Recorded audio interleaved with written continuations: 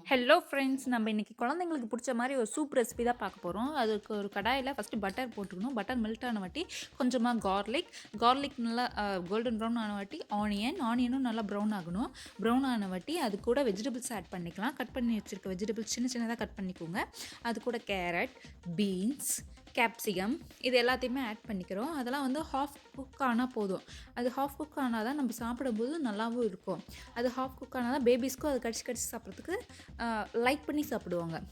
அப்புறம் ஒரு batter ready பண்ணணும். அதுக்காக ஒரு கப்பில் ஒரு ஸ்பூன் ஆஃப் கார்ன்ஃப்ளவர், அது கூட தண்ணி கொஞ்சம் ஆட் பண்ணி கட்டி இல்லாமல் நல்லா கரைச்சி எடுத்துக்கணும்.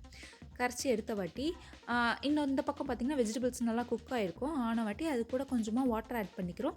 வாட்டர் ஆட் பண்ண வாட்டி கொஞ்சம் நேரம் பாயில் ஆனோடனே அந்த பேட்டரை கொஞ்சம் ஆட் பண்ணிக்கிறோம். கார்ன்ஃப்ளவர் மிக்ஸ் பண்ணி வச்சுருக்கோம் இல்லையா, அந்த பேட்டரை ஆட் பண்ணிக்கிறோம்.